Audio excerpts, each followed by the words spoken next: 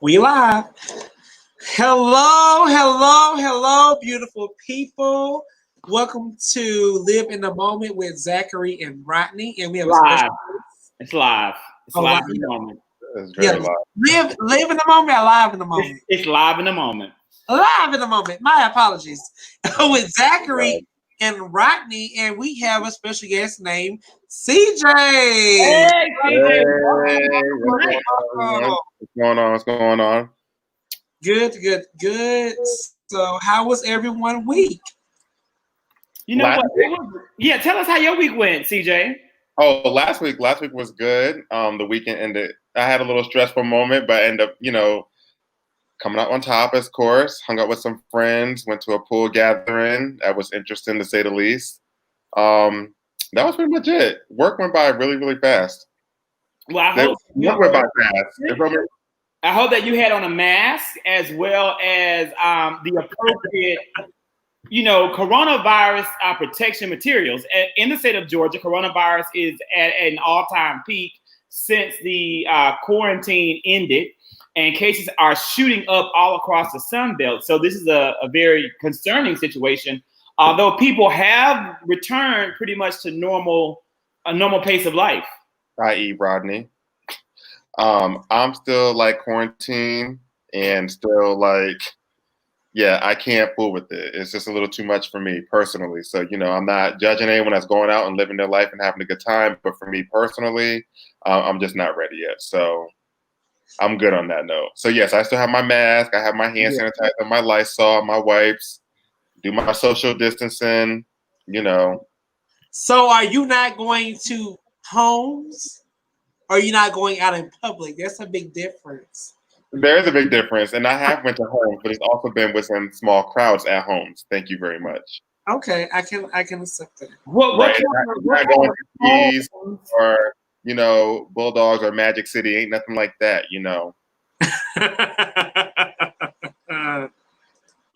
I can only imagine the amount of coronavirus teeming along the walls of Magic City and Bulldogs. I can only imagine. Mm-hmm. All over.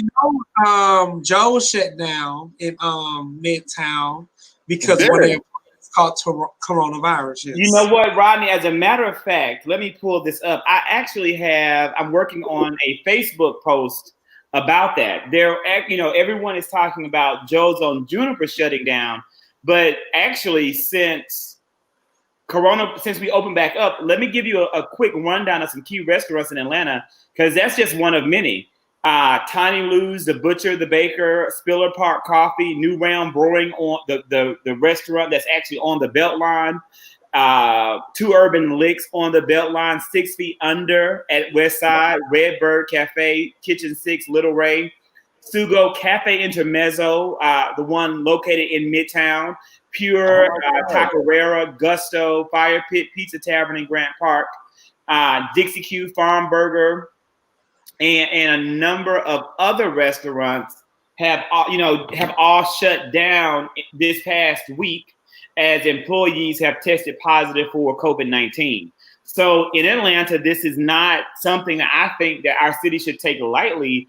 Although I think a number of people are following the footsteps of our governor, and they're not taking it lightly. I see that Lewis Williamson said, "Hey, CJ, hey Lewis, I don't know who you are. I don't know why you don't want to speak to me and Rodney, but we're glad that you're here." If you are watching, please comment. Let us know who you are, and we want you to comment throughout the show and tell us your thoughts and ideas on our different topics. Beginning first and foremost with how we're responding to COVID-19. Rodney, how are you responding to COVID? I'm going to keep it honest. I am going out. I am practicing social distancing. I am wearing a mask as well. But I really feel like this. Honestly, though, it was really up to me, Zach and CJ. I would actually shut down the city again and the state as a whole because cases are rising. I do feel like we opened up too early for COVID-19. And as you see all over the United States, that we are the number one country right now who has the most cases because we want to do what we want to do. And I'm a part of that percentage who wanted to get out. I have tested positive for the antibodies for COVID-19, which means I already had it before. That's just one of many. Tiny Lou's, the butcher, the baker, Spiller Park Crawford. Who's playing it? Who you know that's against the I know it was Rodney. I know it was you, Rodney. What happened? I know you were playing the live in real time when you know that's against the rules. No, I put it on pause. Well, Rodney, I think that's a great thing that you actually have already tested positive for the antibodies, and we hope that means that you won't be able to contract the COVID-19 a second time. Did you ever get sick, or you never got sick? Well, I would honestly say this. Back in November, I was really, really sick. I really felt like my lungs was about to come out of my chest. I didn't go to the hospital. I just really did like home remedies. You know, that's a Mississippi thing. But I got over it within 2 weeks. Okay. So I'm not really shocked that I had the coronavirus. You think you had it as early as November? Yes, as November. I remember it very vaguely. Vividly. Like I was really, really sick. I was sick as a dog. Steven really had to take care of me. So it was a lot. Wow, Lewis, that was a joke, Lewis. That was a joke. We joke a lot on this live in the moment. We joke a lot. Rodney, that is exemplary. And I'm thankful that you got it. And that's something that I think a lot of people in America don't really want to accept, the fact that COVID-19 has been with us probably since November and has been circulating for a long time. There was a recent post that I saw today that talked about there were 52,000 deaths from the flu from November until February. And now, you can't go back in time and resume those bodies just to perform a new autopsy. But more than likely, those people probably were affected by COVID-19 and didn't know it. I agree. Yeah, I agree. Gentlemen, do you believe that the response to COVID-19 has been in any way appropriate from our state or federal government? I will say, as what's going on right now, I would say yes in the beginning, because I feel like we should be responsible adults. But as of right now, speaking, I would say no. I agree with Rodney 100%. I think that Kemp needs to shut the state down again and only keep essential business open because of everything that's going on. And you got to think we have people from out of state that's coming here because we're open, and people want to get out, people want to enjoy their summer, so they want to come down here and party and live it up in Atlanta.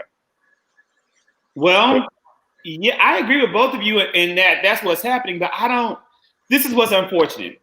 The train has left the station and it's already on the tracks. Our economy is rebounding significantly, has shown significant rebound.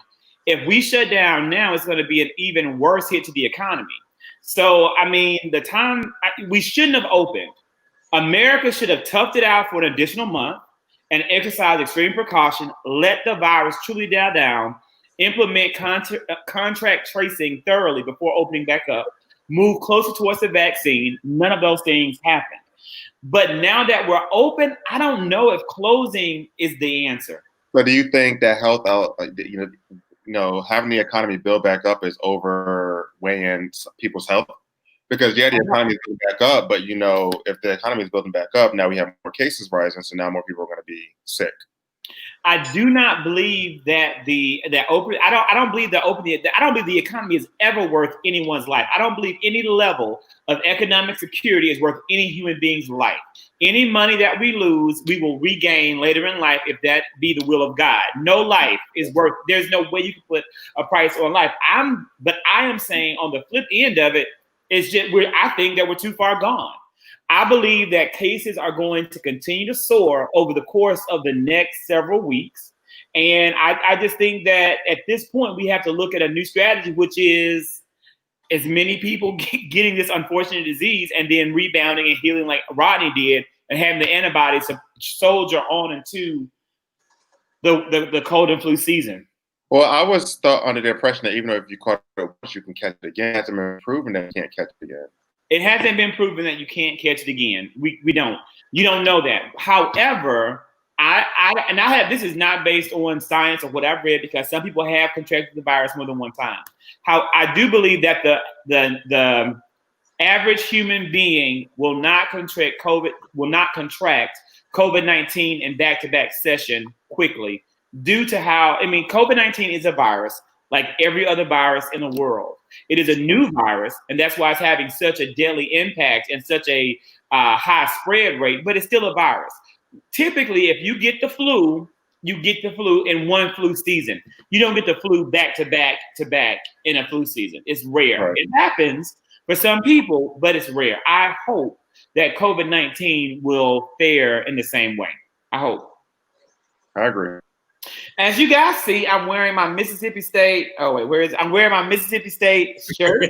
I'm wearing this as a proud alumni of Mississippi State and in honor of Kylan Hill, who is a running back, the number one running back in the SEC, who fought hard and said that he would not be returning to Mississippi State or any school in the SEC if the state of Mississippi did not change their flag. And this past weekend, the people in the state of Mississippi pushed hard and forced their state legislatures to actually vote to bring down that flag.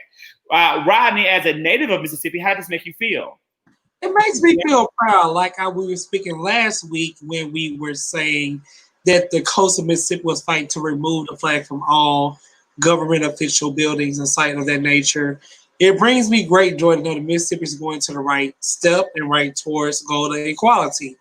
Because I feel like as you think of Mississippi, we think of people who are like backwoods country, who are uneducated, who are not voting, and who are just living life every day as it is. CJ, So I'm very proud of Mississippi and what they're doing right now. CJ, is that honestly what you've always thought of Mississippi? Be honest, don't lie. That's true. Okay, so I'm from the north, so yes, I did think that Mississippi was very country, KKK, white supremacists. That's just what I always thought about Mississippi, especially after seeing Mississippi burning. Yeah, I had negative thoughts about Mississippi, a place I would never want to go to. Never thought that people there were uneducated. I never thought that, though. No. Well, there are some educated people in Mississippi and some great people that come from Mississippi, and there's some great people that live in Mississippi as well. But I will say beyond a shadow of a doubt, I can't celebrate this accomplishment. I'm proud that the state is moving in the right direction, but I'm still disappointed that it hasn't happened sooner. Right. That's Mississippi is 20. Zach. Now, I do feel like we should celebrate what's going on. But why not? Here's an example, Rodney. Okay, when you go to your job and you get recognized for doing your job, okay, let's say that I work at Chick-fil-A, and I say thank you for. They're boycotted, but keep on. I work at Chick-fil-A, and so let's say I say, I tell every single customer the standard Chick-fil-A greeting. And my boss comes up and you're going to give me an award for doing my job, for doing what I'm supposed to do, you're probably not going to do that.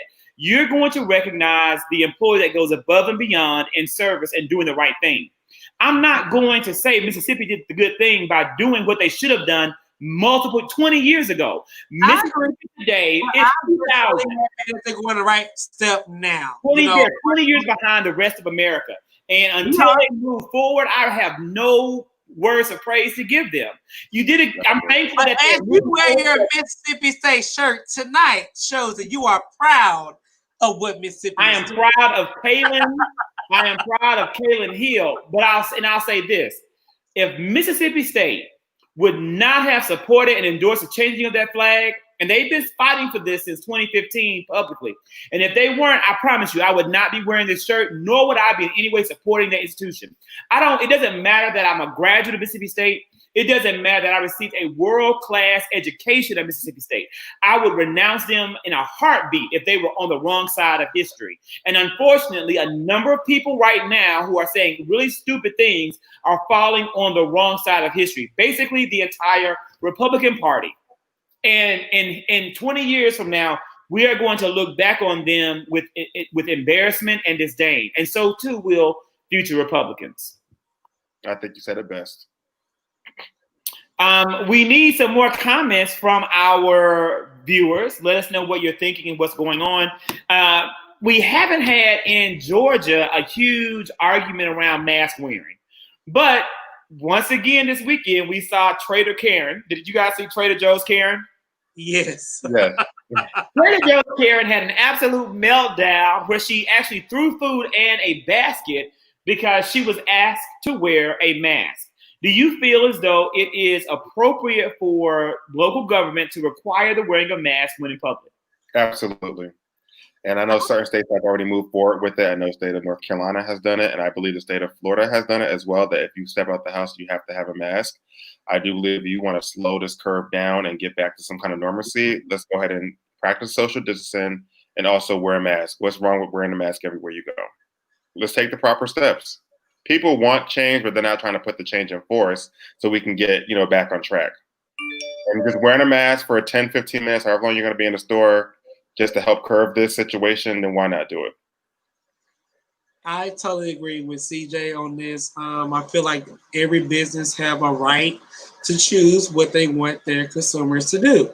So if Walmart, Target, whoever say you need to wear a mask, wear a mask. It's not going to kill you. Masks are, it's a lot of them now, so it's not hard to find to wear a mask. I don't agree with gloves, but if they tell you wear a mask, I feel like you need to wear a mask. Absolutely. And why would you not want to protect yourself? Like if they're telling you to wear a mask, it's for your protection. It's for your health, for your safety. I mean, I'm boggling to me, but okay. I still wear my gloves and my mask, but I wear my gloves just because I don't want to accidentally touch my face. It's a reminder to not touch my face, to not wipe my eyes, because that's, something that is somewhat habitual and automatic.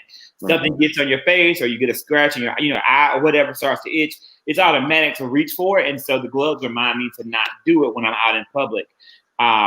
So I always wear both. One thing that we've talked about on the show quite a bit, Rodney and CJ, has been the response of Atlanta citizens and friends against the mayor and our police force, as we have been reeling from the death of Rayshard Brooks, the murder of Rayshard Brooks. And now we're seeing some results of the defund the police movement. Number one, crime in Atlanta has gone up in the past week. There was an article in today's Atlanta Journal-Constitution that talked about crime going up. Not only about crime going up, but about the extended wait times for someone to address the calls. As a matter of fact, in a recent city board meeting, Councilman Antonio Brown literally called for the police chief. One of his constituents contacted him in the meeting and said, "There's a dead body here on the west side. Please send police to get them. They're already dead, but the body's in the street." So the AJC wrote an article saying this is a direct result of fewer police on the streets and what happens when you defund the police. In addition to that, we have seen a mass exodus of Atlanta police officers who have quit the Atlanta Police Department and they've gone to suburban police departments. One example, I think it said that in 1 week, the Coweta police force Coweta County hired 12 Atlanta Police Department officers who had defected and no longer wanted to serve in APS. What do you guys think about this? I agree with defund the police. I feel like we defund education, we defund everything else. So I would say issue with that. However, for any police officer that left Atlanta because of what's going on, shame on you, and that shows your more in your character. It really does. This is how I feel. At the end of the day, what has happened to Black people is dead wrong. I'm not gonna sit here and sugarcoat it like it's okay. It's dead wrong. So if you cannot step out of your comfort zone and be like, you know what the direction we're going is wrong, so let's correct it and move forward. But the fact that you're trying to move somewhere else doesn't make the fact that you're effed up in your job. Right. I want to know why you're moving. Why are you leaving? I have to mute my mic so I don't talk. So keep going. I'm gonna mute myself again, CJ, and I'm gonna let you finish. Well, I'm with Rodney. I want to know why they're leaving the Atlanta police force to go to another county. Look, let me tell you flat out. What happened to Rayshard Brooks and what happened to George Floyd and what happened to a number of people is a result of systemic racism. It's racism that's the problem. It's not necessarily the whole fault of the police department, although they are a part of the problem because they are an institution. Guess what? The policing isn't the only problem here. Policing is a problem. Criminal justice is a problem. Education is a problem. Healthcare is a problem. Every single American institution is plagued by racism. Simply targeting and attacking one institution or one pillar of American society is not going to solve the problem in the long run. Now, let me finish, Rodney, before you say something, because I mean, it's really popular and trendy to be all about defunding the police, because that's what the young kids are doing. That's the movement that we're living in. But I firmly believe that there's a huge mistake being placed on putting all the pressure on defunding the police, because now you get the opposite. I would not be, I'm an educator, CJ, that's my career path. I would not work in a school system where the parents attacked me and attacked my job. I believe that if I wouldn't work as a police officer at APD when the people of Atlanta are constantly attacking me. I would pack my stuff, I would take my degree, I would take my experience, and I would go somewhere where I am supported and I'm welcome, because that's how careers work. That's how careers work. Are you a Trump supporter? Okay, that's somewhat. I muted myself. Let me finish my point, and I'm going to mute myself when I finish my point. I'm going to let you both say all that you want to say. But that's the way that careers work. Police officers need to be funded, and they need to be reformed. They need support, and they need to be able to do their jobs effectively and have the things they need to do it effectively. Do we need change in policing? Yes. But do we need to defund policing? No, we don't. May I speak? Go ahead, Rodney, because I think you're going to say what I think I want to say. So go ahead and say it. This is what I want to say. So, as you've been an educator, correct? You work in the you did all of the wonderful things, but I thank you for that. We defund education. We defund things where people need to learn how to survive in America, where you learn how to be an abiding citizen in America. And you're telling me that we cannot defund the police? Where they're supposed to keep us safe? I don't agree with that. And you're not safe when they're not there. When the police aren't there, you're not safe. People are leaving the police department. You don't have to. For any police officer to leave, because let's be completely honest. The Black Lives Matter movement started because of effed up things police officers have done. This is make the now it don't speak for the whole force, and I'm not gonna say that. But however, one bad apple ruined the whole bunch. So for you to leave because you mad because you get some pressure on you, you're weak. Go. And when you go somewhere else, you're gonna keep moving and keep moving and keep moving. Who's gonna do the job? Who's gonna do the job now? Who's gonna be the police officers now? It's not. So if you want to leave, I'd rather you leave than stay here in Atlanta and absolutely, and then kill other unarmed black and put your necks on people and thinking it's okay. So bye. And the first thing leaks, bye. Do you really believe that you have enough people out here who want to work in this city to do that job? Are you guys thinking this through? Think about what you're saying. You're telling police officers to leave. What I'm saying is you don't have enough police officers to do the job.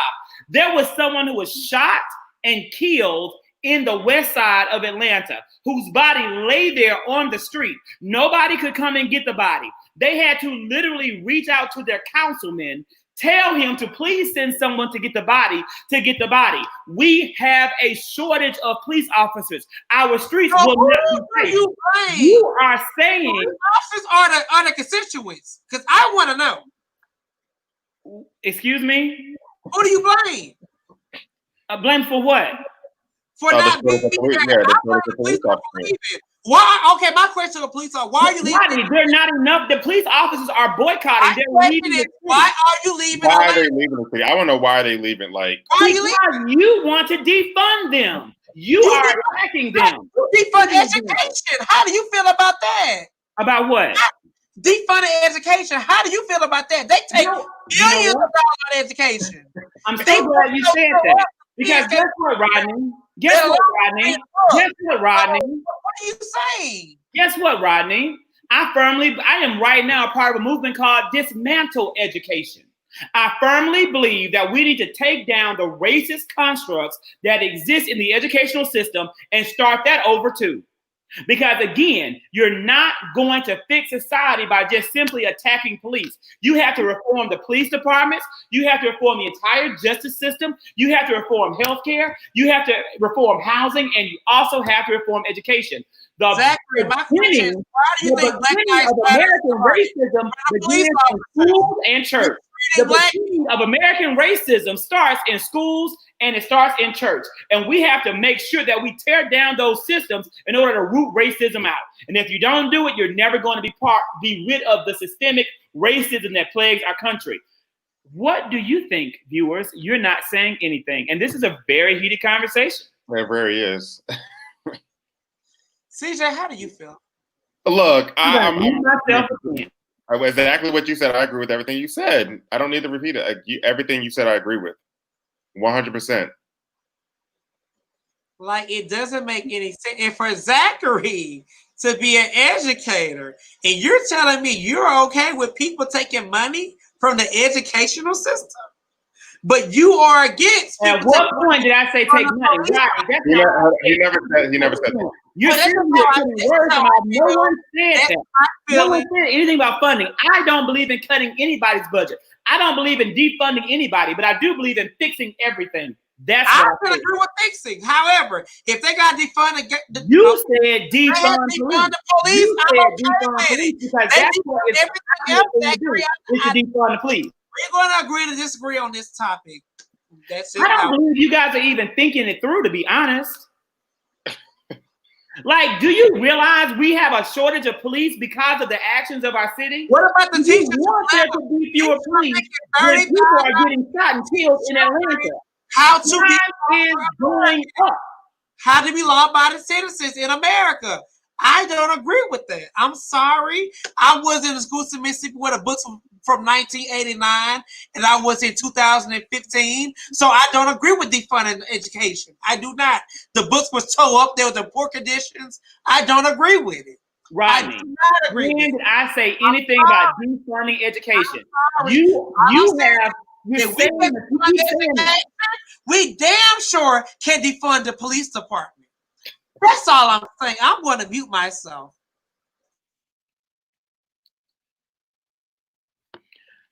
I at no point said anything about defunding education. I have repeated that multiple times. He hasn't, Rodney. He hasn't, Rodney. He's never said that. I'm not saying we should defund education. And hello, Zach Thomas. You've come in at the right time. And I don't even want you to comment because you're going to agree with Rodney and CJ, which is fine. Look, we're going to agree to disagree on this. But do you see what I'm saying, CJ? I get what you're saying. You realize that that you have dead bodies in the streets of Atlanta because the police are boycotting because of this defund. It's dead bodies everywhere in America. It's dead bodies everywhere. We're talking in Atlanta. Rodney, let's pray to God we don't have a dead body in front of your Buckhead residence. Because I don't want if it is, come pick it up and find out who did it and prosecute them. That's what you don't have. You won't find out who did it, and you won't have. Why was the coroner not called to come get the body? Why was the coroner not called to come get the body? Mute.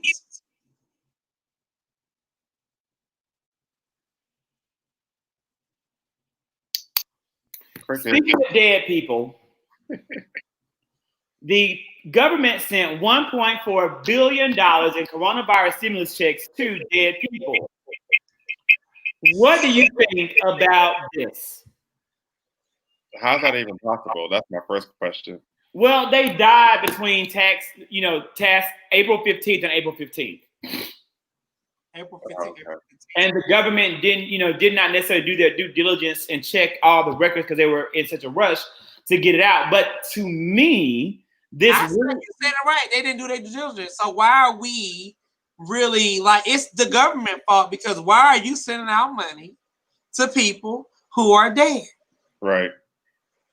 Like the IRS audited my daddy 5 darn times from 2015 to 2020. And you telling me that you don't know how to account for dead folks? That's their fault. Right. Who do you have working in that department, distributing those stimulus checks? Like, were they moving that quick that they couldn't account for those dead bodies? Like, that's just odd to me.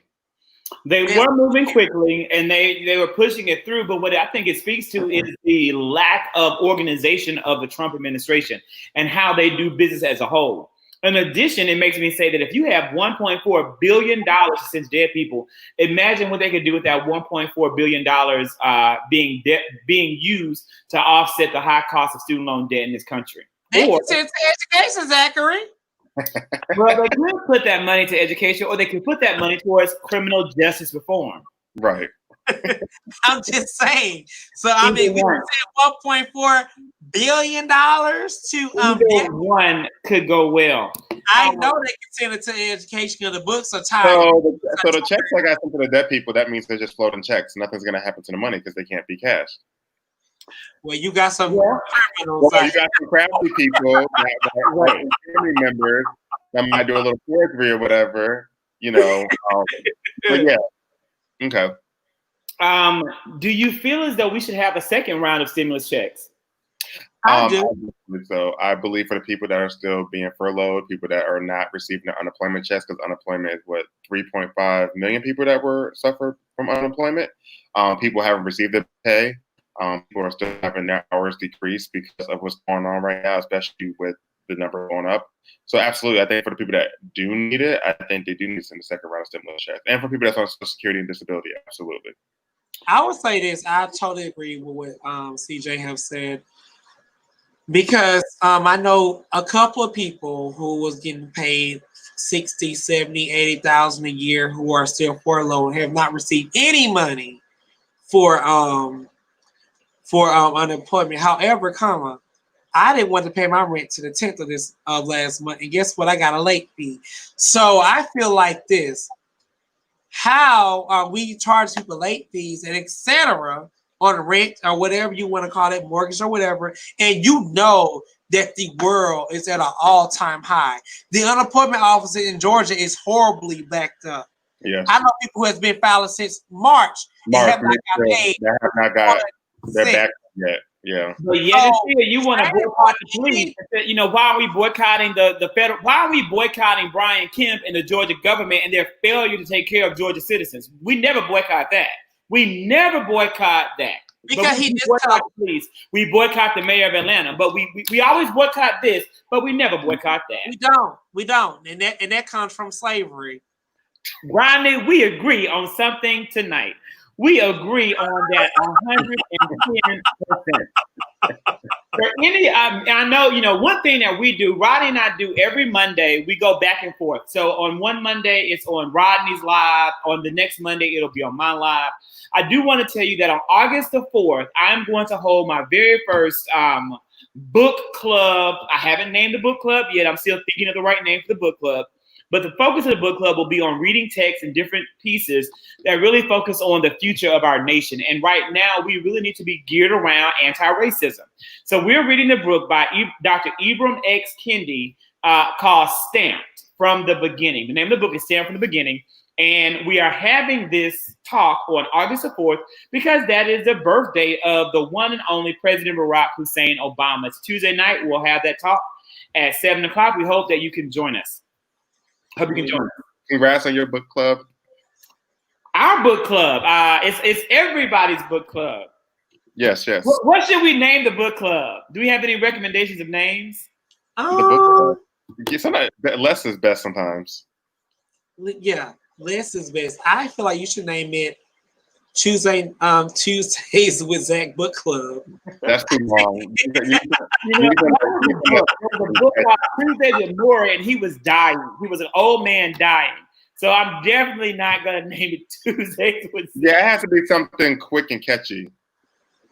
That's something that we'll keep thinking about. Zackory Books Club. Hell, that's good, right? No, get to the point. We'll definitely think that through. So last night was the BET Awards, and they were virtual. Gentlemen, did you watch the BET Awards? And any of our viewers, did you also watch the BET Awards? Amazing. I did watch it. Like this. I'm not gonna lie. You did. Rodney didn't watch it, CJ. Okay, so I watched it. You said it was amazing. Tell us why. First of all, Amanda Seales did an amazing job. As anyone knows, Amanda Seales, she's a comedian, she's an activist, she supported people. She did a lot of situational skits that what we're dealing with right now, and it brought more awareness. I like how they did the whole '90s thing. I like how they brought it back and showed different things of BET that we missed, like Comic View and Rap City and R&B Soul. When it sits in Park. And then just the videos. I love how it came out with Public Enemy and Flavor Flav. Everything was just great, and for it to be virtual with the concerts and everything, it looked like it was just all done in real time. So I think they did an amazing job. Oh, and side note, whoever the 14-year-old boy that was singing when they opened the show, he can sing his behind off. He's actually a viral sensation. Yeah, his voice is amazing. Amazing. Yeah, Zach, go ahead and order it now or download the book. I think you have an iPad. You can sneak it on your work iPad. That's where I always get all my books. Get the book. I read the book. I finished the book. I've annotated the book. First off, this book is one that every Black person needs to read, period. Every white person needs to read book for two different reasons. As Black people, we have a lot of work to do to peel back the layers of racism that have impacted us. Because many Black people are just as racist towards Black people as white people. And that's something I learned from the book. Wait, say that last part again? Many Black people are just as racist to Black people as white people. Oh, absolutely. That's right. But that's in the book. Okay, Black folks be racist? I thought that was... Yeah, we have a few Stacey Dashes out there. We do. You, CJ, I'm talking about you, Rodney, and Zach. That's what the book says.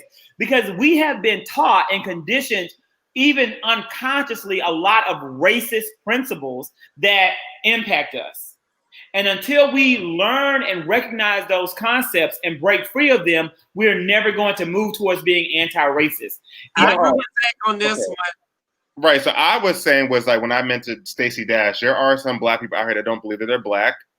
And therefore the white people, like they don't like Black people. They believe that they were white. I think a long time ago, actually, there was a special on MTV, True Life, I'm Not Black. And people thought they were really white. Like they don't believe that they were Black, but their skin color was Black. So but that goes for Dominicans and Haitians and Cubans and Puerto Ricans who think they're not of African descent and no difference between us and them. They slaves who got dropped out somewhere completely different. It was I'm glad you said it because I never understood. So that really bothers me when I hear Cuban and Dominican and Haitians they're not Black. I'd be like, where? It's like a Mexican calling a Puerto Rican person. They get offended if you call them Puerto Rican, not Mexican, even though they speak Latino. It's the same thing. Even though like people from Africa or Jamaica, even though we have the same skin color, if you call them Black, they get offended. I have heard people get offended, but they're like, no, I'm Jamaican. Last week, Black people were offended because Alexandria Ocasio-Cortez said that Latinx people were Black. So it's kind of like that. I agree with you, CJ. Yes, some people get offended. When she said that Latin people were Black, Black people got upset on Twitter. Someone said racist is versus discrimination. You need to read the book. It's in the book, okay? You need to read the book to see why I'm saying that Black people are racist. Now, let me explain just very briefly for you, Zach. Very briefly, my good friend. Very briefly. I'm confused too, Zach. Let me explain the typical. This is a typical concept of racism, and many people say Black people cannot be racist because of the power construct, because racism is an element of who's in control and who has power and who's able to leverage power over other people. That is a concept the book talks about, and you can hold that view and it's still right. But no matter what, Black people can be prejudiced, period. You can be prejudiced. You can be a bigot and be Black. But the book talks about being racist in a different way. The book says that you're three different things. You are either a segregationist, you are either an assimilationist, or you are an anti-racist. The majority of us are assimilationists, and we have been raised to be assimilationists. We have been raised to assimilate, to be as close to like white as possible in a culture that holds up this idea of what it means to be good in society. And that's based on a white Eurocentric view of culture. The Cosby Show is revered in Black households because of the image it portrayed of the successful Black family. This book identifies the Cosby Show as the best example of assimilationist in that you can have. We, according to the book, should be moving from trying to assimilate into being anti-racist. It doesn't matter who you are or how you are, period. All that matters is you are who you want to be. And that's the ultimate goal that the book pushes towards. But again, we're not talking about this tonight. This will be talked about on August the 4th when you read the book and become a part of Zach's Tuesday, whatever we're going to call it. Book club with no name as of right now. Right. But about the BET Awards, could you please, so what did you think of the BET Awards? I cannot lie to you guys. Rodney, you missed out on a great show. Thank you. It was great. BET did something right. Now, I'm going to tell you what they did wrong. Because it wouldn't be me if I didn't. But I have to give them, first and foremost, the show was moving. It was beautifully done. I love Megan Thee Stallion's performance. I loved her body. I loved her outfit. Megan Thee Stallion was gaining a little bit of weight, but so have all of us in COVID-19. That made me happy. It gave me hope because I got 16 pounds to lose. I do. I was really very happy with the Jennifer Hudson performance. It was so moving. It was so beautiful. BET did something right, and I'm a fan of Amanda Seales. Is that her name, Amanda Seales? It is. Yeah, and I know her name. I don't watch the reel. I don't do that. I don't do that with my daytime. Okay, I don't. She's on Insecure too. She's just not on the reel. Don't watch that either on a regular basis. So but that's okay because guess what? I am older. See this? I'm a little older. So I don't. I have a question about are you not supporting the black shows? Ooh. CJ, I do support a number of black programs. But I just don't watch those two shows. You know what, CJ? Did you ask Rodney if he supports He didn't even watch the BET Awards. Well, because he's out, not social distancing, not wearing a mask somewhere. I saw him live. Right, that part. Probably drunk somewhere, so Not drunk. We're not going to do that. However, I do want to touch on this. It really hurt my feelings, and I really have to touch on this. It was Stonewall 51st anniversary for Stonewall on Sunday. And it was very disheartening to not see any type of the LGBTQIA plus community out there. It was probably a good 50 black people out there. It's COVID-19, Rodney. Black people want to live. Not everybody is out and about and feel comfortable like you are with corona roaming around everywhere. People trying to live. People were out there protesting. The streets was packed as sardines. Right. We're out there protesting. We're not going to do that like this. And what bothers me with the LGBTQI plus community, we complain and complain and complain. Oh, I'm not going to be a part of Black Lives Matter movement because they don't support us. But your ass never show up for stuff that goes on with LGBTQI plus community. So for that, that really bothers me because I see a lot of people who do this all day. This is what I call Twitter fingers, who type and do this. But when it's time to show up to do the work, you are nowhere to be found. So when I see things like that, and people say, "Oh, somebody got picked on at school," "Oh, were somebody," you there? But when it's time, I was there. But when it's time to march, you are nowhere to be found. And also, Zackory, don't get mad at me. I was really upset with Movers and Pacers, and I might not be able to come back to them because they switched the time when they knew that this was going on. And we have a lot of LGBTQIA plus community who runs Movers and Pacers. And for you to switch that time and not join somebody else's movement, which really matters to me, and to a lot of people who are part of it, shame on you. And I would not be going back. Someone just said that's not Rodney. Warren just said that's not everywhere. Rodney. That's how I feel. Rodney. So I do the work. I care for the people. Black lives, all Black lives matter. And I was out there. I not see any one of our allies or Rodney. So someone said this is not. Warren said that's not everywhere, and people aren't you, Rodney. I don't care. And I can disagree with Warren. Warren, I'm not interested in your comment, but I wholeheartedly disagree I because agree with you, Rodney. because Warren. a person died, I do not see I'm nobody. not gonna even lie to you. I didn't know nothing about it. So. Women die. I don't see I didn't know nothing about it. Rodney. I'm not agreeing with that because of people who post about it. A person I didn't see nothing about it. I didn't see nothing about it. We have leaders who was popular in the LGBTQ community, and Rodney. nobody's out there. Rodney. Stop. I didn't know nothing about it. CJ, you have the floor. Say it, CJ. I didn't know nothing about it. I didn't know nothing about it. So don't include. I didn't know nothing. Did you know anything about it, Zackory? Nothing at all. Right. So I told you, Zackory. Let me finish, Rodney. Let me finish. I didn't know about it until Rodney texted me about it that day. Rodney told me Sunday morning after I had already made a commitment. Also, Rodney, it is unfair of you to attack movers and pacers because guess what? Hold on, let me address Warren real quick. Warren, and if you look at my status, it was on Facebook. I said if you had a medical reason, family emergency, or you had to work, you are exempt for the read I gave this morning. But if you are not in those three categories, I don't feel sorry or bad for you because you can party at Joe's, you get drunk, you go to the club, you go to Rebel, and you can't go march. I have nothing for you. Rodney, they can't party at Joe's because they are closed because of COVID-19. Exactly, because of COVID-19. But Rodney, movers and pacers moved the time back 4 weeks ago.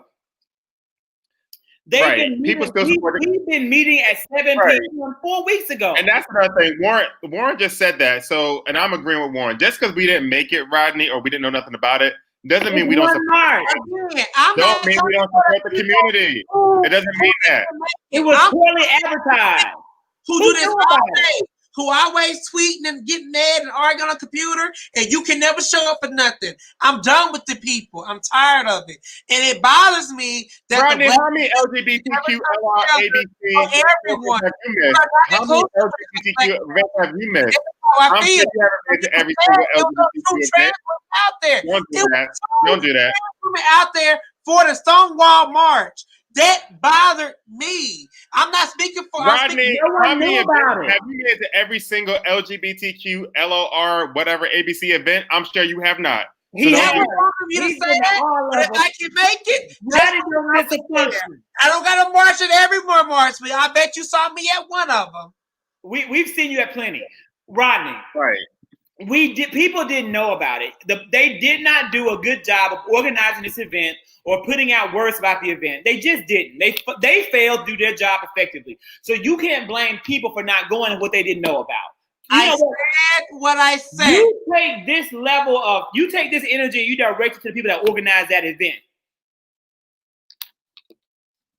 Definitely had the event. Trust me, my voice was very much heard. We heard it loud and clear. So, CJ, what was your highlight from the BET Awards? The best. Performance or just the highlight? Right. So Rodney can go and Google it and he can see the best. The best performance. Okay. So honestly, the young 14-year-old young man who opened up, like his voice was just phenomenal. So that right there, like, set the tone for me already.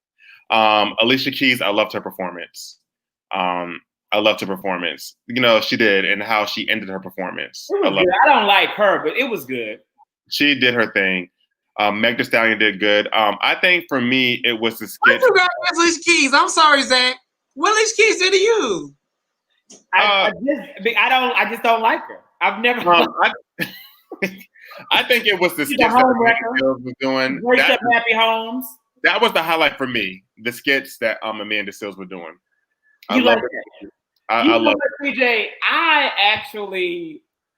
I didn't like. This is what I don't like. They were good skits. I can't lie, and I like the clip. This is what bothers me. BET once was a cornerstone of every black person, of the majority of black people's experience. Growing up, I loved BET. I watched Comic View. I watched Midnight Love. I watched, Late Night, whatever, the dirty uncut videos. I loved the BET. I watched, there were reruns of tons of great programs that came on. Yeah, it was excellent. And now BET is nothing but reruns of Tyler Perry films. That, to me, is disappointing that BET only has stuff that they're known for from 10 years coming to the forefront to be relevant today. That's unfortunate. We have a whole entire movement of Zoomers and millennials who didn't see and grow up with any of those things. And they relate to probably one single reference that was shown because they've never seen Comic View. They've never seen. And so I want BET to be a better network. And I just don't see that happening as they move into the 21st century. I agree with you, Zach. Karen and Kiki may have been the best performance. Oh, the baby did good too. Calling me a lie. You a lie. Oh, the baby did do good too. The baby did a really good performance. I mean, all the performances were good for the most part. I count for the baby when he hit that woman. Sometimes we Kurtz have to hit, Rodney. It's what we. But what Zackory said, I agree. Like BET has definitely went downhill. It is a whole bunch of reruns. The and I love Tyler Perry dearly, but a lot of his shows people don't know how to act. So it's just like, well, I would love to say, what's that show called? The Bros. Right. Everyone. I haven't seen it. So the Bros. Yeah, like I don't. Yeah, BET. So bad. I don't really see what BET is doing. I cannot finish episode 1.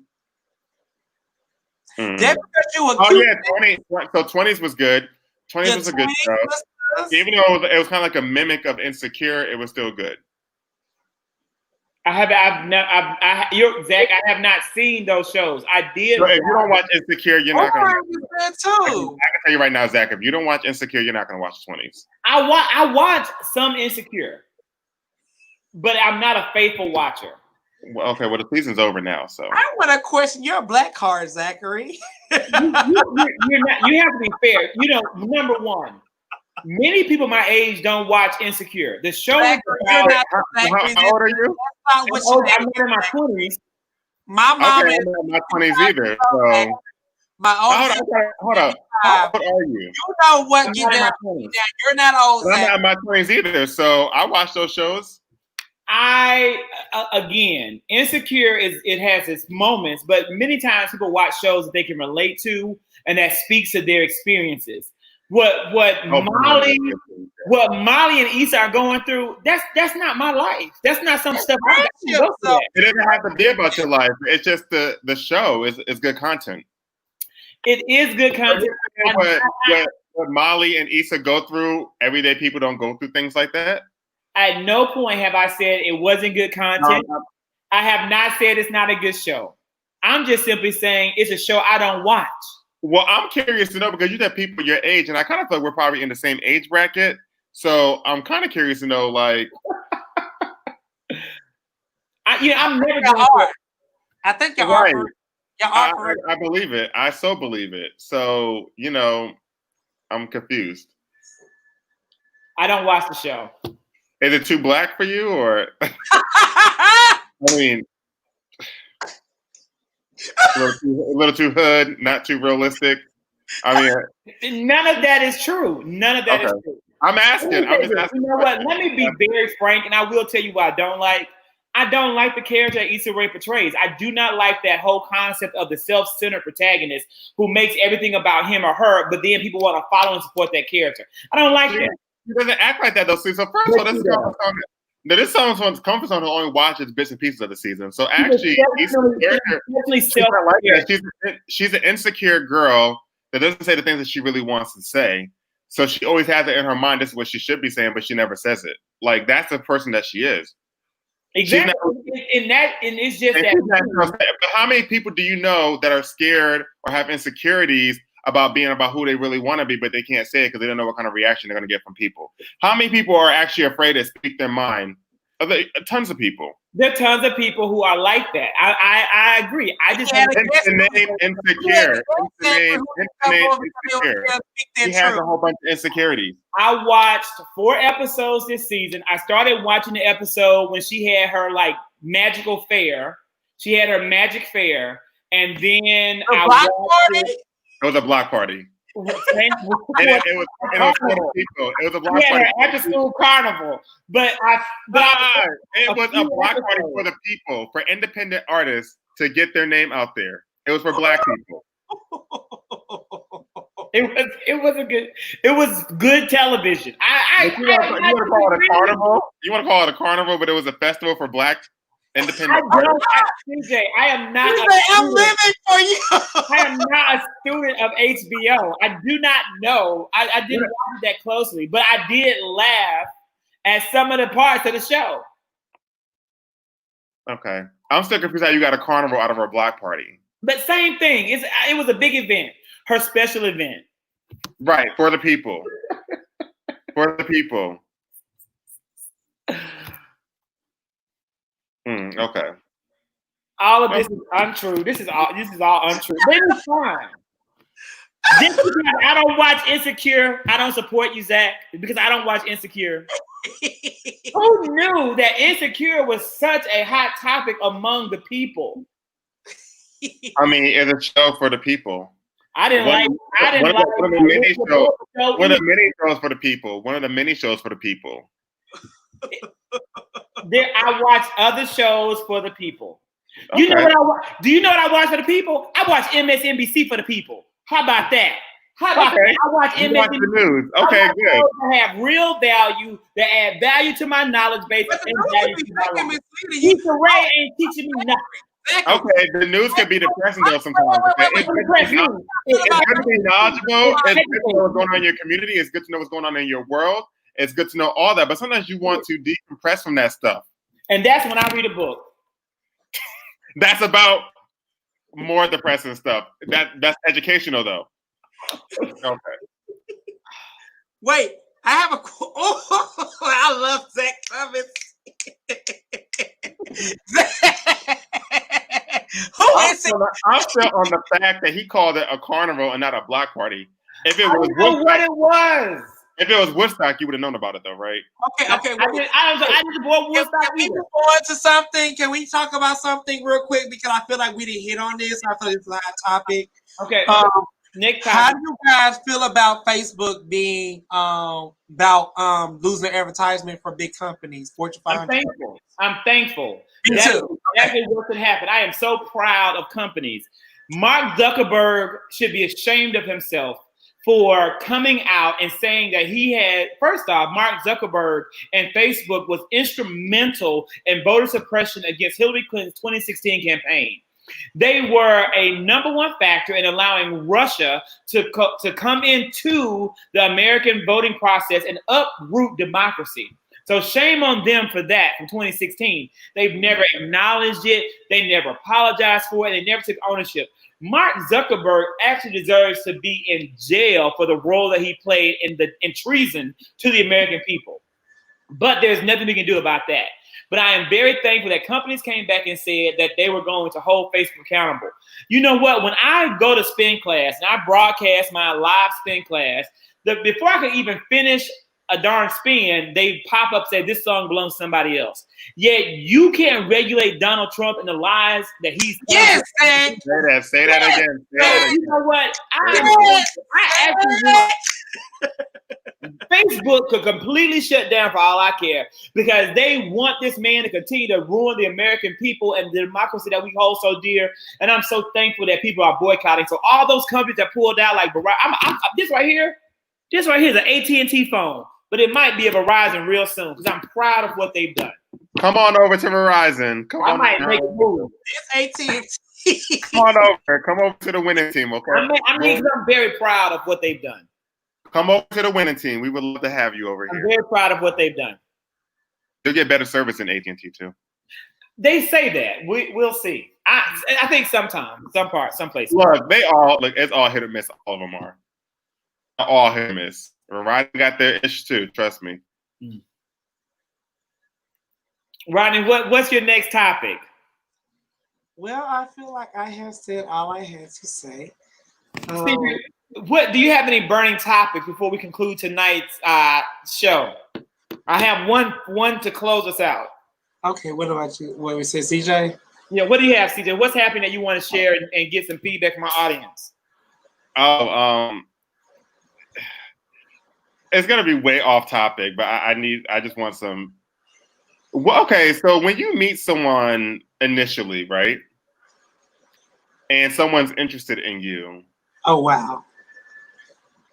like what questions are off limits within the first 10 minutes of meeting somebody?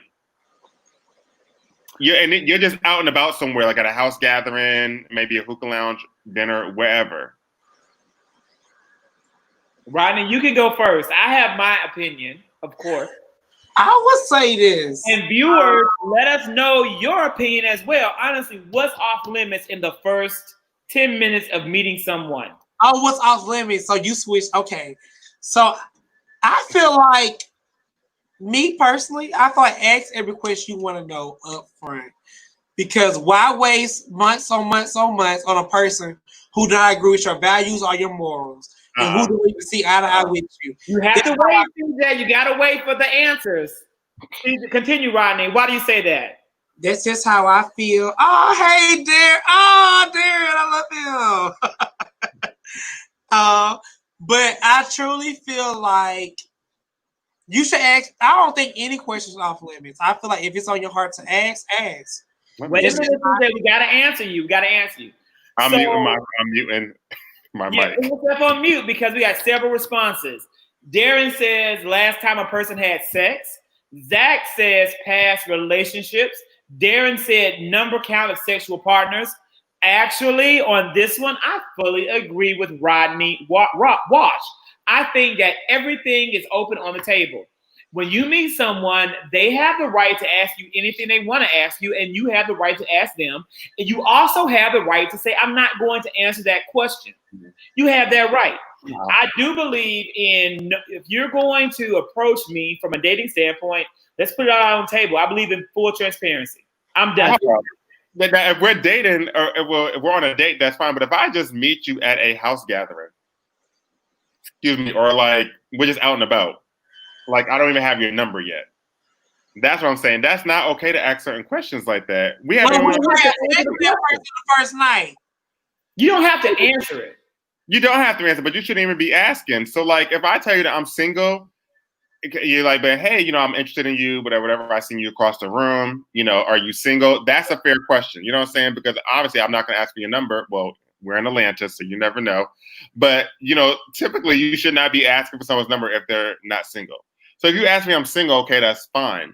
But then following by that, you're going to ask me, well, are you messing around with anyone? Do you have any FBs, which is, you know, F buddies or whatever? That's not your business to know in the first 10 minutes. If I'm telling you I'm single, you need to leave it at that. Well, CJ, I don't agree. Now, this is the thing.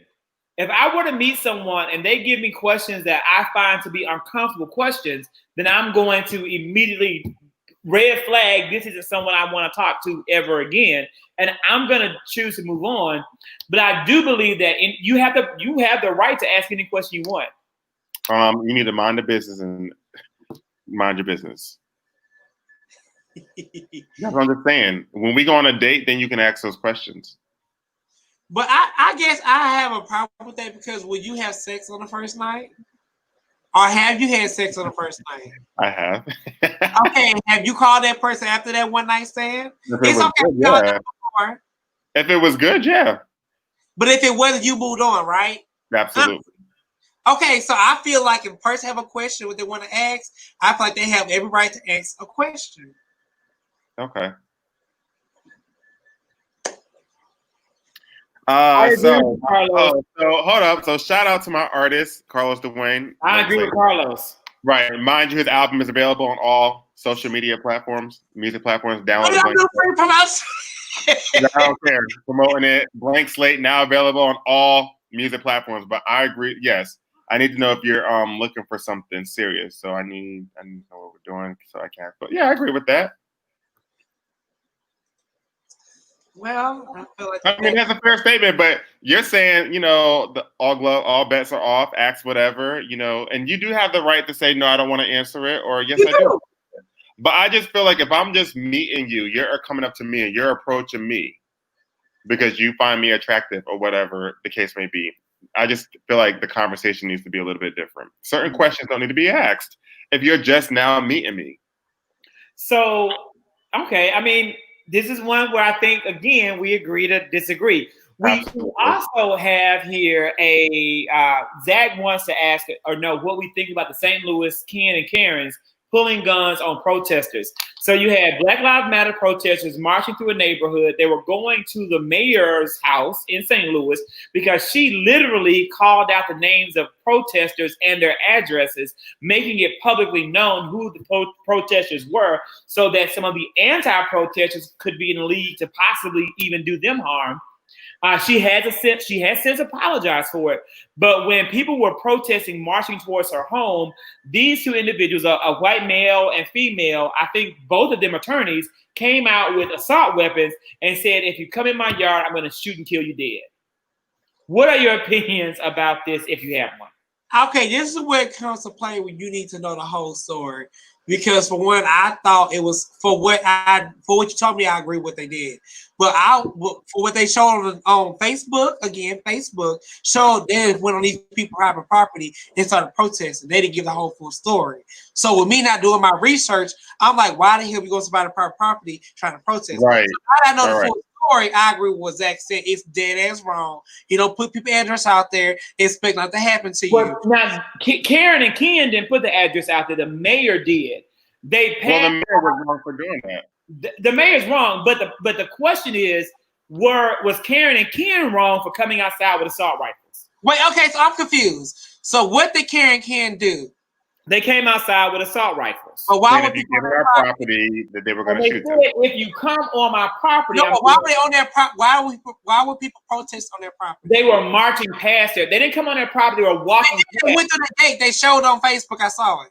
So I was like, you don't go on nobody's private property to protest. Yeah, so if that's the case, then I stand corrected. You don't come on right. property protesting and trying to say what the hell you gonna say. Now you will get shot up. And I don't care if you're black, blue, green, or whatever. You don't do that. Now if you're on the street, on the road. Right. Private property, you know, racist or not racist, it's their property. So. With Karen and whoever else the man name was, right. You don't come on my property, talk about whatever. Right.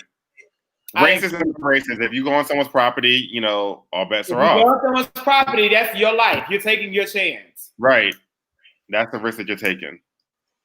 The last thing that I actually had to bring up to the table. Wait, how do you feel? You didn't say how you feel. Who? You didn't say how you feel. No, I agree. If you come on property I own, then I have the right to defend my property. Period. Okay. No, it was a gated community where the mayor lives. So. Regardless, you don't come on my property. It was gated. You don't go on there. Clearly, you don't come on my property. It's mine. I pay for this. They pay HOA fees. I don't agree with that. We have the final thing that I wanted to know from you gentlemen as Black men living in America. I want to know, why do you feel there is still a large number of Black men, and it's large to me, that are still supporting Donald Trump? And let me tell you where I'm getting this from. On my Facebook, I go back and forth every single day with a group of Black men who are vigilant about their support of President Trump. I went back and forth with a former classmate who was defending the Confederate flag, not saying the flag should stay, but saying that Black people should be kinder and more understanding to the hurt feelings of white people that were losing their heritage. What? This is no lie. It's a Black person? This is the truth. I went back and forth. Okay. But my question is, why do you think this is the case? Because I see this. Okay, so I personally just met someone I'm cool with that is a Trump supporter, and they told me why they supported Trump. We know who you're talking about. And they told me why they supported Trump. Why? And, why? Because he believes in his economical beliefs and how he believes in his business structures and values and what he's trying to do for America, how to make America great again. I'm just telling you what he told me. And I'm like, okay, you know, the rich get rich and the poor get poorer pretty much. You know? This far. That's essentially what he said. And what did you say?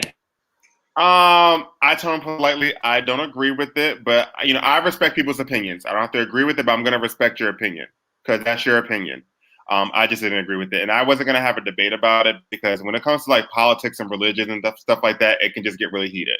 So I just kind of like took it for what it was. I listened to what he had to say, and I left it alone. I will say this.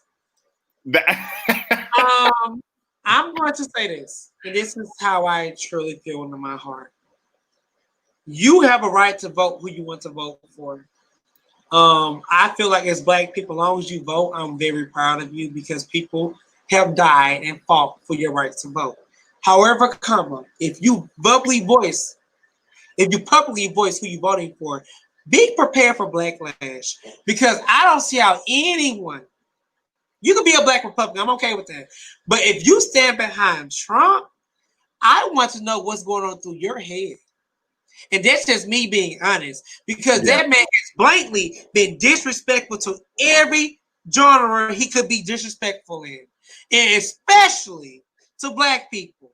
Now, and even his own white colleagues who are true Republicans don't even F with him like that because he say some outlandish, he say the most outlandish things. So when I see Black people who are truly voting for Trump, I want those going on in your mind psychologically. Like, what's wrong with you, love? Like, what are you doing?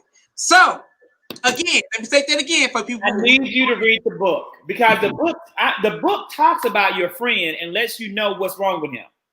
Like, you need to read the book. You need to read Stamped from the Beginning. I have read a lot of books about this, about what we're dealing with right now. This book is the one.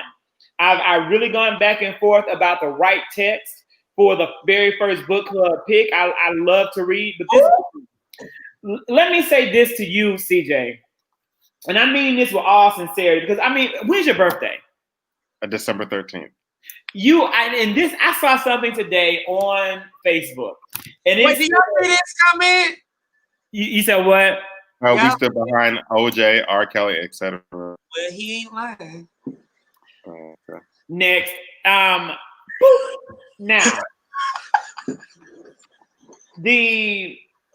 what I want to say, and what I saw on Facebook today, and I have a sister who is a Sagittarius. And the book talked about the nicest people, from the nicest to the nastiest people. And they were very unfair to Scorpio. They said we were the nastiest. And we can be definitely the most unforgiving. I can agree with that. Mm-hmm. That because you are a Sagittarius, CJ, I'm going to give you a pass. Because I was really going to ask you, how can you be friends with someone who is Black and supporting Donald Trump when you know the damage that Donald Trump has done to the Black community? I will say this: if you are not my friend, if you're voting for Donald Trump, you don't love me, you don't care about me, and you don't care about the future of me and my people. If you're voting for Donald Trump, so you are not my friend. If so you are for Donald Trump and you know me, you need to unfriend me. You need to never speak to me again because I don't want to have anything else on this earth to do with you or your progeny. Everybody who knows you and loves you doesn't know and love me because you're a bad person. But CJ, because you are Sagittarius, I will let it go. Why do I get a pass for that? Because what was the point? You're a nice person, and Sagittarius by nature, they're known for seeking out understanding in people and loving people in spite of their failures. And your friend is a failure for that. Read the book. Read the book. Read the book.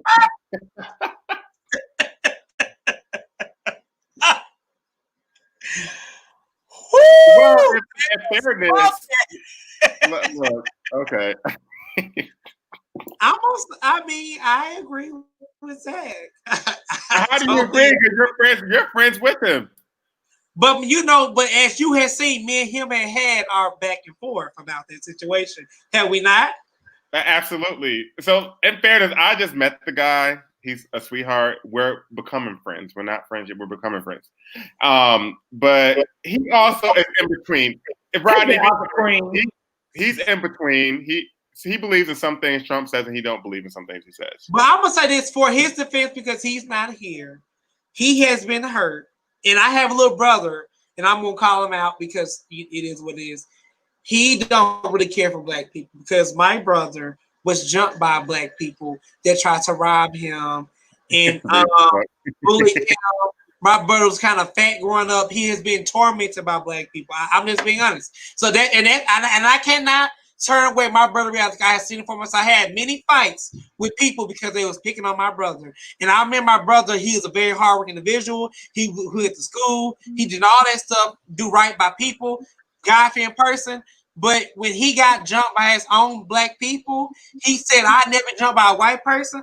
I never been called a nigga by a white person. He said, but at the first time, black people one who misused me.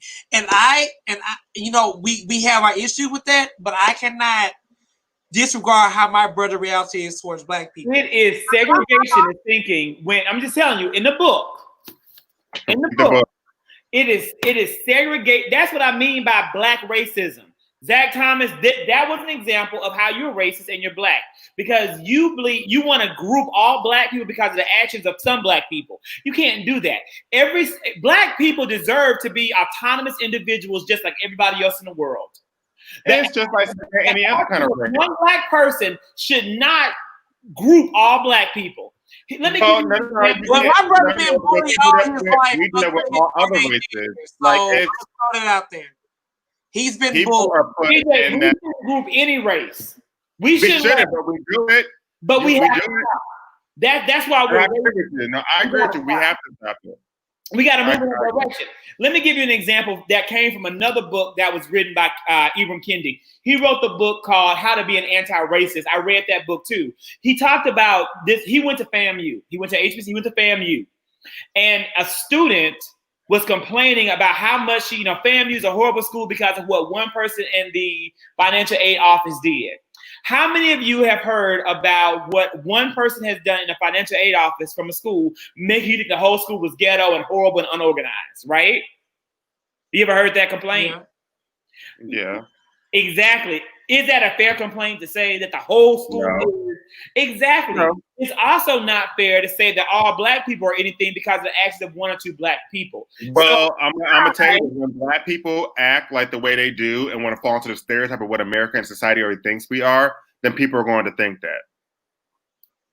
You know what? America can't place any judgment or put any perception on us that we don't put on ourselves. Okay, so I'm gonna give you when people are out here protesting and then they want to get loud and ratchet and do it, they're feeding into what they already think. They black have people the right to autonomy, assimilationists. You're being you're doing. You read the book because in the book you're saying that we have to assimilate and be a certain way. White people get loud. I'm saying that black people get loud. Black people can be loud too, and you can be loud without the threat of being ratchet and ghetto. We have to stop categorizing people. No, that's not what I'm saying. Black people. That's what I'm not saying. I'm not gonna judge you like CJ. I love you, brothers and sisters. Yet they want to judge me. I don't support the black shows. Okay, you want to judge me for not watching Insecure. Oh, and a plethora of other black shows too, but we won't go there. But I support my people. I support my people. I watch the news.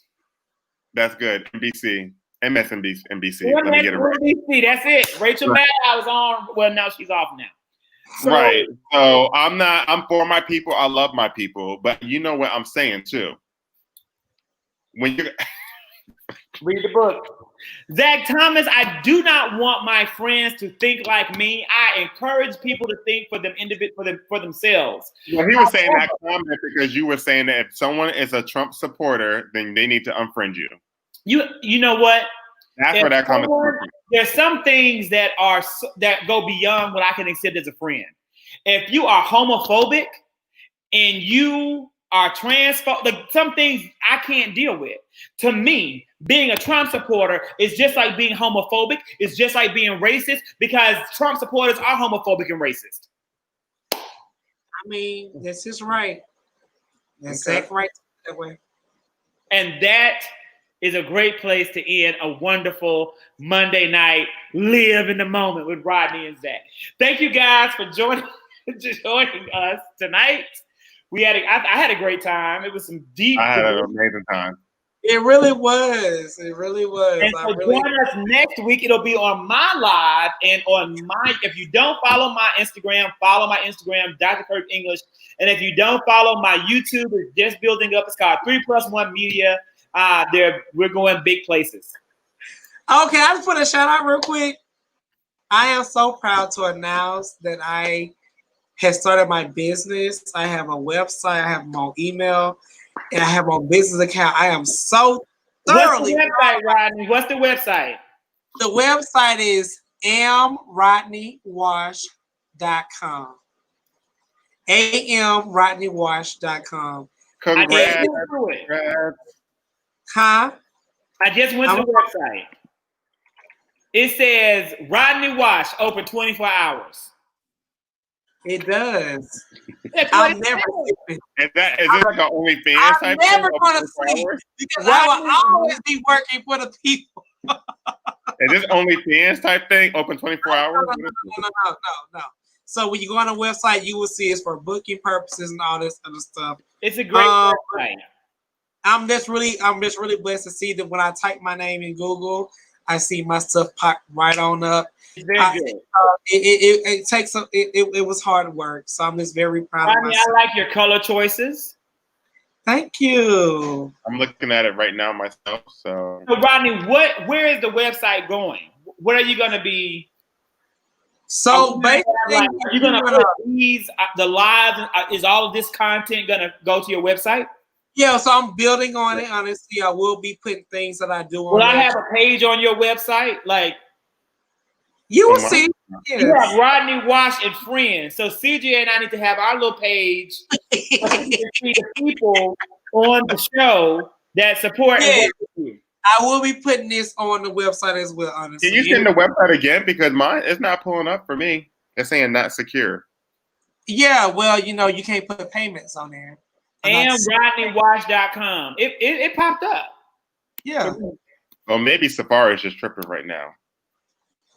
Yeah. It's AMRODNEYWSH.com. Oh. So you got me want to check. Wait, hold on. It's not pulling up for it. Oh, because he spelled it wrong. You spelled Rodney wrong. You didn't put an E in it. That's why. I did. Not there. Look in the chat. He didn't. He didn't put an E in it. Oh, yeah. In the chat, okay. yeah, no. Oh, yeah. Right. You got to type in, Rodney Wash. I am Rodney Wash. It comes right up. Okay, yeah. I was doing a little copy and paste set. Okay, my bad. My apologies. Oh, here you go. Okay, entrepreneur open point. Very nice picture. Love the picture. Thank you. Oh, thank you. It's very good, Rodney. Very good. I love it. Open 24 hours for business. I know that's right. Yes. I don't know about that. But yeah, CJ, I think you should change that. You should change the open 24 hour thing. Well, I might see. Who knows? But CJ, where can the people follow you? But they can follow me on Instagram at I am just CJ, all one word. Okay. Do you have anything coming up for the people to know about or anything like that? Yeah, there's some things coming up soon. I'm in the works with it. I feel like Corona has definitely set me back. But I'm still working on things with my artist as well. And you can follow him as well. I am Carlos Dwayne. He has some new things coming up as well. He just dropped a new album called Blank Slate. It's on iTunes, Spotify, SoundCloud, YouTube. Tidal is on all music platforms. Well, CJ, you know what? I want to invite both you and your artist, if you're free on Thursday night, to join me for the 3+1 live cast. For whatever time you might be able to be available. We start also at 9:00 every Thursday. Okay. So every Monday I'm here with Rodney with Live in the Moment with Rodney and Zach every Monday at 9:00. And then every Thursday at 9:00, I am with my co-host Tracy Bonner. She's an actress. She's on the show Sweet Magnolia. She plays the minister. Okay. Magnolias. It's on Netflix right now. Yeah. Yep. She is the Reverend. She also is in, Black Lightning, Queen Sugar. She's also featured this year in the season 2 of Doom Patrol. She's all great shows. She has a beautiful body of work. She is building up a beautiful body of work. And so every Thursday we record our 3+1. It used to be a podcast, but now we are a live cast. And it would be wonderful to have you and Carlos join us and talk about the album. So the format of the show is we do an interview in the beginning, and then we go through topics from politics, entertainment, and social media. So we would definitely be honored to be on the show on Thursday night at 9 o'clock. So I would love that. Yes. It'll be great. It'll be great to have. Yes. And so that's how you guys can see me. That's every Monday, every Thursday. Yes, so I'm glad they put that out there. You have a full week, right? Yes, Tuesday I will be interviewing a lady who is a publisher for Sheen magazine. She also started her own magazine as well. One thing I can really say, people, this is off topic. When God will put people in your life who will bless you. This lady came out of nowhere and I had the pleasure and the honor of being in Sheen magazine, the magazine that my grandmother and my mother have read in.